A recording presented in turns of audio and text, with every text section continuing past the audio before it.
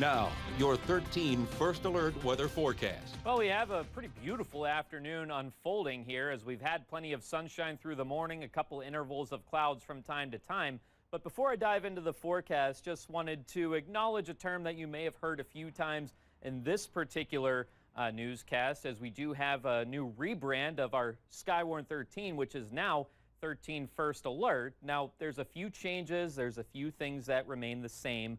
One of the things that remains the same, of course, we still will have the same weather team with myself, Chief Meteorologist Darren Meyer, and Derek Dahlman as well. But some of the changes is that this will more deliver the impacts of weather and how it affects you, of course. Better communicated, I guess, is a better way to put it. But otherwise, First Alert weather days are going to be issued when we have more of that impactful weather, which encompasses all of the weather that we see across western Wisconsin. Could be severe weather, could be winter weather, as well as some very hot days and very cold. We know that we get everything in between. Now, this is, of course, meant to alert and not alarm anyone, just to put that out there. We'll have a little bit more information on that coming up later in the newscast. But otherwise, lows this morning, some of us were pretty chilly as we had some breaks in the cloud cover developing, and that allowed for more radiational cooling.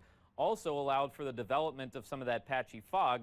Meanwhile, further towards the south, they held on to that cloud cover a little longer, as well as a few showers, and things were a little bit warmer. We'll have some intervals of clouds and sun for today, with a few spotty chances at some showers from time to time, but I think most of today will stay dry. We'll have some better chances at a few showers going into tomorrow. Otherwise, later this week, high pressure moves in, gives us more sunshine and some warmer temperatures later on. For today, right around that 70-degree mark with those winds still out of the north-northeast.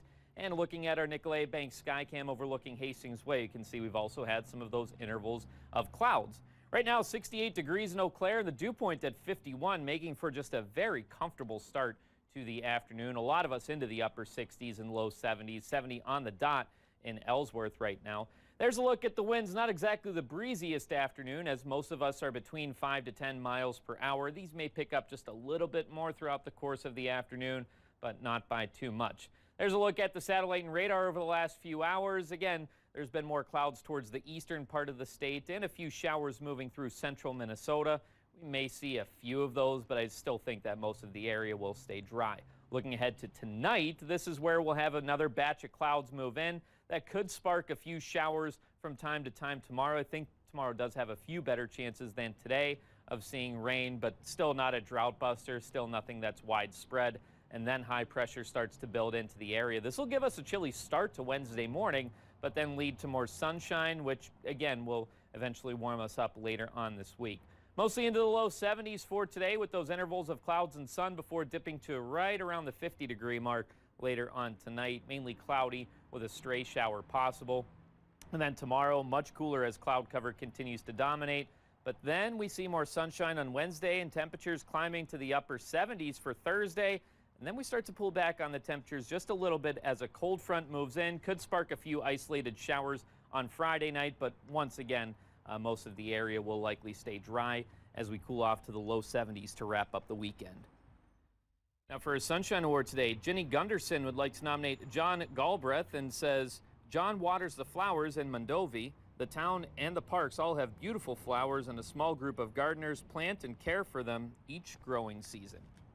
Now, if you'd like to nominate someone, send us an email or head over to our website at WEAU.com. Yeah, a lot of people have had to water their flowers a lot in the last few weeks. Water the flowers, water the lawn. You know, we just don't seem to get it from the sky. No, we don't. All right, thanks, Mike.